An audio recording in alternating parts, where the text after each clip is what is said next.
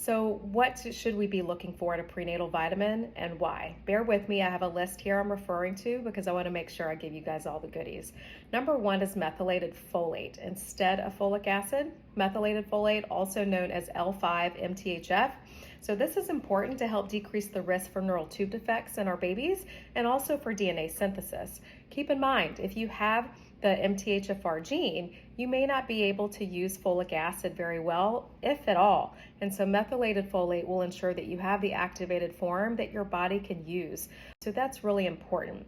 Methylated B12 is also important. You want to look for methylcobalamin instead of cyanocobalamin. So methylcobalamin is helpful for energy, methylation in the body, for numerous enzymes and within your organs, and also for neurologic function. So it's another important methylated vitamin that you want to look for. Number three is vitamin D. Vitamin D is super helpful for our energy. It's helpful for inflammation. It's helpful for hormonal balance and many other things. So it's important to have vitamin D in your prenatal vitamin. Number four is choline. This is something that many over-the-counter prenatal vitamins don't have. If they do, sometimes it's very low. Choline is helpful for fetal brain development, and especially in the first trimester, but also really helpful for placental development, just like the next vitamin I'm going to talk about, iron. So iron is helpful for red blood cell production, your energy, but also you're looking not just to make and create and grow a healthy baby, but another completely separate organ, a placenta. So, and you need a lot of iron, and your body needs that energy and those nutrients to help create a wonderful and healthy placenta. So iron is important too. Iodine is important for your baby's thyroid development, but also brain development in your baby. Omega-3s. I know you hear a lot about omega-3s. So super important for brain and iron development, also reduces inflammation. So omega-3s are something else you never want to skip out on. There are also many patients that take a separate omega-3 supplement if their prenatal vitamin doesn't have one. But the point of this video is you can find a prenatal that has omega-3s present and use that in addition to being very aware of your diet and eating well and eating seafood that has omega-3 so you're supporting your body well. CoQ10, this is a big one that you probably haven't thought of. So CoQ10 is important for our mitochondrial support. Our mitochondria are our little engines that are in the cells in every aspect of our body and every organ that helps with our energy and our body's demands. So CoQ10 is to help support your mitochondria. This specific vitamin and nutrient can also support your ovaries by supporting mitochondrial health and your egg quality. And last but not least, magnesium and zinc, very important minerals to help with hormonal regulation and also egg quality. So these are the 10 things that I want you to look for when you are looking for a prenatal vitamin, but understanding why these nutrients are important, especially I'm getting into the next part if you're deficient in any of these things. So this brings me to my next important topic. When planning a pregnancy, I would recommend meeting with your doctor a good year in advance, letting them know you're thinking about getting pregnant within the next year.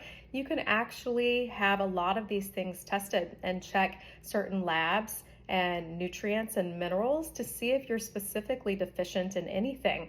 If you refer to my Linktree link, I have provided a list of those labs that you can print this document out and you can have that conversation with your doctor. That way you can make a plan in advance to supplement in order to try to optimize your body's nutritional needs and those nutritional tanks way before ever getting pregnant.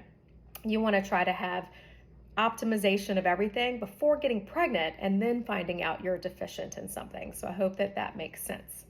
Another thing that you can talk to your doctor about, and I strongly recommend this, if you have never been tested for the MTHFR gene, please consider being tested for this enzyme deficiency. I myself am heterozygous, and this was new information a few years ago. It means I have one functioning copy of the MTHFR gene. And so what does that mean?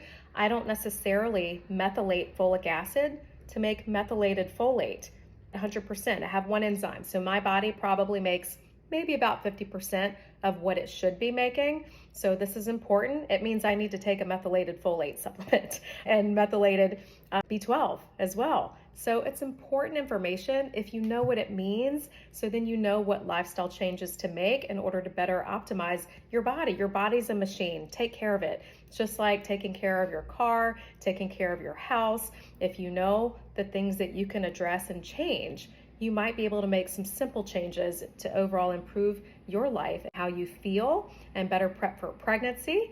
Being tested for the MTHFR gene, you do it one time, and once you have those results, you have those results. So I think that's really helpful. You heard me mention some of those vitamins for better egg quality. I'm sure some of you are like, wait, what? I can improve the quality of my eggs? Keep in mind, now we have to be honest with ourselves. Many people, many women, we're waiting until after the age of 35 to have our first baby for many different reasons. But the quality of our eggs drastically starts to go down after age 35.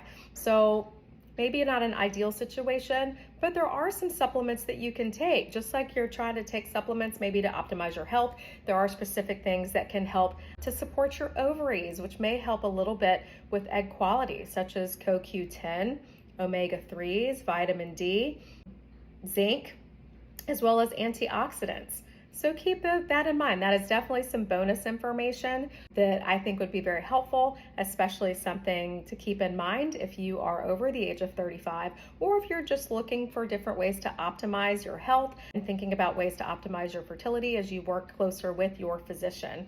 So please follow me at Dr. Payne Delivers for more information, more health talks, and more videos on women's health that just makes sense. I hope this was informational, and again, that can help bridge that gap as you work closely with your doctor. Again, refer to my Linktree link for documents on the labs that you can talk about with your doctor, as well as some of these vitamins and supplements. So I did put both documents on there for you to refer to.